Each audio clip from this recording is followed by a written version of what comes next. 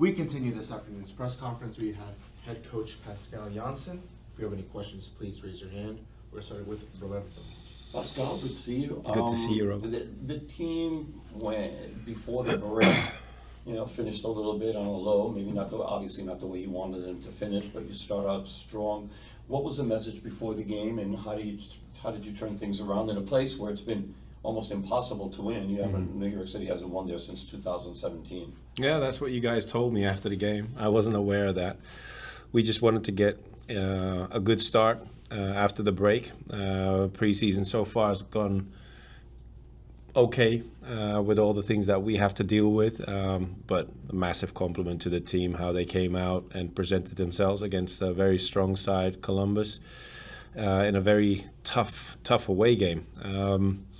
So the message is very simple. Like you mentioned, we didn't finish as strong as we would have liked before the break, but the more to do going into the second part of the season and get a good start like we did. You had two players basically making debuts for you, James Sands and Benny Trier. Can you go and tell us how they did in your eyes? Well, part of the team, obviously, and they did well. Different roles. Benny was the profile that we were looking for quite a bit. But we do have to be mindful of the fact that he is coming off an off-season period, hasn't trained as much as our guys did. So we have to make sure that we stay creative in order to get him ready to play more minutes.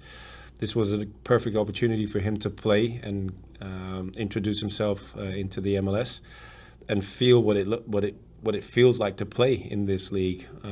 He did well, did the things that we expected from him, that fit his profile also, what the team needs him to do. And the same goes for Jimmy, only in a different role than we anticipated at first, because we wanted him to play in midfield, obviously, and because of the things that we have to deal with as a team, he dropped a line, and you can see that he brings his intelligence in the back four as well, or in the back three. In and out of possession, did very well the first game in Columbus. Does he? I know that the last time he was here, he wanted to play midfield. This time, he's happy to play anywhere you need him to be. But does he turn out to be maybe your best option to partner with Thiago Martins in the back line, especially considering once you're healthy, you've got quite a bit of a logjam in midfield? Yeah, well, that's how we like to have it also. As you know, Roberto, we have quite a few games lined up in a short period of time, so everybody needs to be available. And you know where I stand in the case of having hybrid players. So Jimmy is actually that player who can play in several positions. We were very clear when he came in and we had our conversations that I see him in different roles, depending on how we want to play in certain games. But it's very obvious that he brings a lot of quality with him, and that's what we need. Chicago changed center forwards. Obviously, Cooper's going to Monterrey, and now you got Robert Lewandowski to deal with. What changes for them based on what you've seen, and how do you approach that game? Yeah, that's an interesting one because both of them are very good players in different phases of their careers. I think it's a big loss, obviously, for Chicago. I think they lost 13 goals with his transfer going to Monterrey.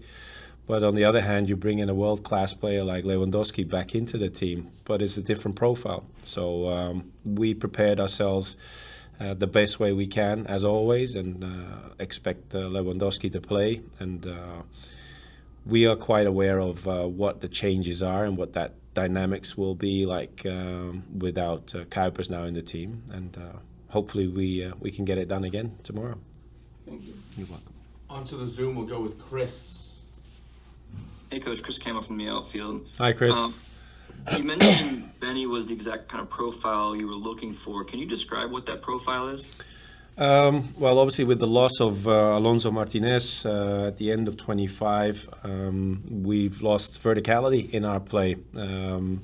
Alonso is considered one of the best strikers in the league if it comes to the verticality in his game.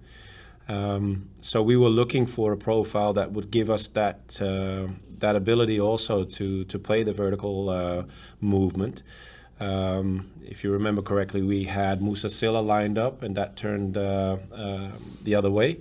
So we kept our search going, and that's when we found Benny. And Benny is one of the guys that can play in the middle, can play on the wing as well. So that is something that we were looking for. And as you could have seen against Columbus, he brings that to the game as well. So that gives us a lot of opportunities to play in several ways in the attacking line.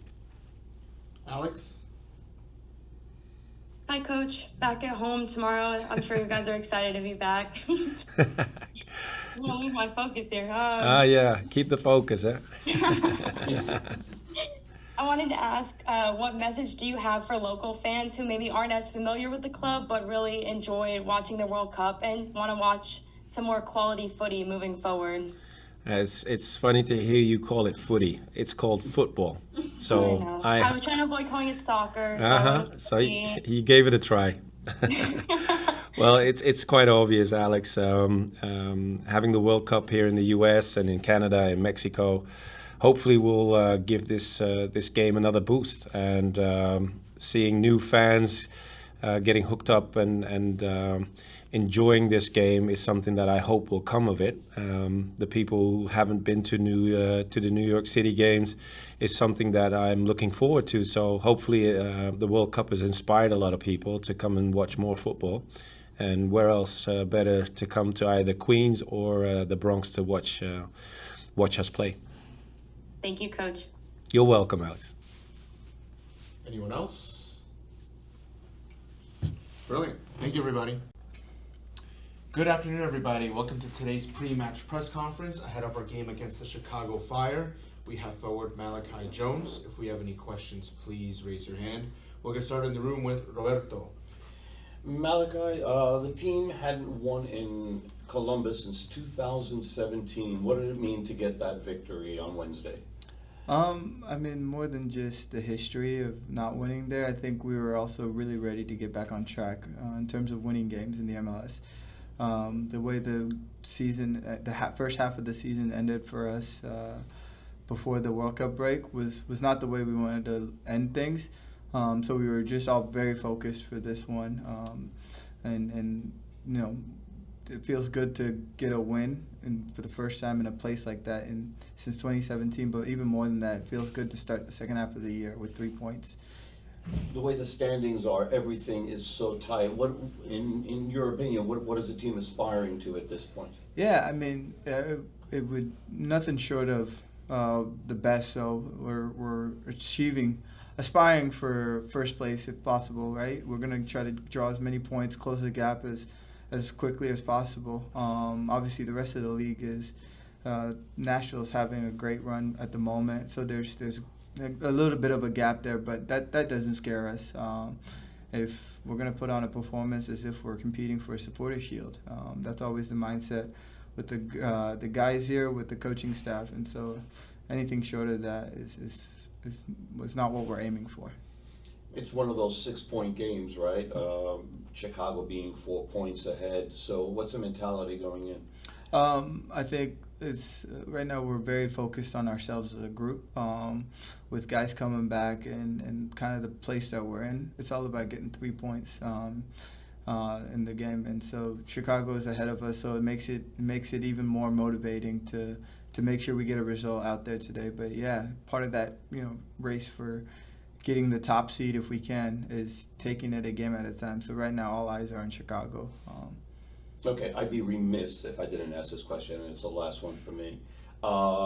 You might have changed your hairstyle a little bit since the last time we saw you. So what went into that, and how does it feel to be curl-free? Yeah, I mean, it was something I've been thinking about for a little while, and with the summer heat coming in, and I've just had the other hairstyle for a minute now, so I just needed to change, and I got a baby on the way, so I was trying to go for a little bit of an older look, but I think it took me down a few years. You'll be very old to your baby no matter what you look like. I just want you to know that. Yeah. Good luck on Saturday. Thank you. Onto the Zoom, we'll go with Christian Hennig. Hi, Malachi. I guess just building off that, there have been some changes for you. You've changed your hair. You're going to become a father. Congratulations, by the way. I guess as you close that first chapter with NYCFC, is there a prevailing lesson that you took from that period in your life and career? Yeah, I think for me the biggest thing is not to take anything for granted. Some of you may know, may not know. I was out for a number of months, almost a couple years, and in that moment, I learned to appreciate the time I had with this group and with the individuals here, because I think we got a lot of special people on and off the field, and for me, is learning to appreciate the moments I get on the field with them, and that's what I've been trying to do since being back, is just making sure I walk off that game, whether it's my best performance or my not so best performance, to make sure I'm thankful for the opportunity to be able to kick that football again and have friends and families that get to watch and support as well. Anyone else? I'll take one. I'll Go take ahead, one more. Roberto. Well, nobody else wants to speak up. So, about playing Chicago, obviously Robert Lewandowski is now the center forward for them. What are your thoughts on Lewandowski? Have you followed him as a fan, and what does it mean to you to be on the same field with him? Yeah, as an attacker, obviously he's one that you grew up watching. His time in Bayern Munich, Barcelona, and so he's a very prolific goal scorer. Everyone that knows the game can see that. So it's always really cool to share the field with somebody of that caliber. But at the same time, you make sure you idolize them before the game, after the game. Not so much during the game. I think during the game it's all going to be a mentality of go out there, get the 3 points, and then we can chat afterwards. But yeah, he's definitely one of those players that you look up to growing up, and so to be able to play in the same pitches, and it's going to be cool. But it's going to be one that's celebrated after the moment rather than within the moment. Good luck on Saturday. Thank you. Chris? Yeah. Hey, Malachi, Chris Campbell from the outfield. Before the break, you had your minutes at the wing, and Nico Fernandez-Mercado was up at the striker position, and now you've had one game where he's been playing deeper. Has that changed anything for you in terms of space available, runs, etc.?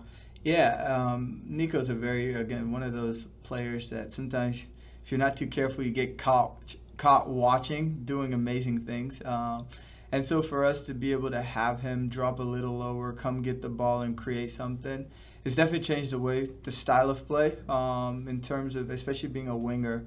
When he's at the 9 vacating that central position, somebody's got to fill it. So at times I found myself at the center forward position.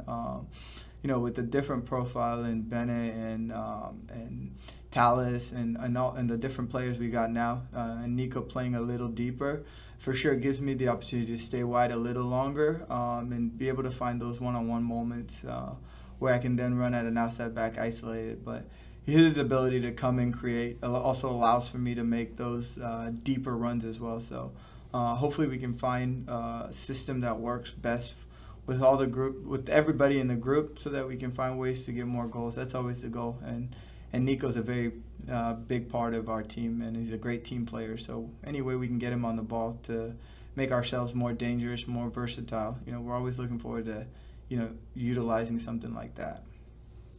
Alex? Hi, Malachi. Just wanted to ask if you have a message for the fans this weekend. It's been a bit since we've been at home, and I'm sure it's good to be back. But if you have anything you want to say to the fans ahead of tomorrow. Yeah, we are very, very excited to be able to play in front of you guys again. It's something that whenever we go play away, we are like, we can't wait to get back in front of our fans, and especially coming off a result like the one we got in Columbus, we're trying to replicate it. So with post-World Cup, we need all the energy, all the vibes in order to make sure that we defend our home and make it a dangerous place to play. And a lot of that is not possible without our supporters. They're a huge part of the success that we have. When they rally behind us, we feel re-energized in certain moments of the game. And so come on, New York, show out tomorrow, and let's get that place rocking so that we can, put our best foot forward as well. Thanks, Malachi. Thank you, everybody.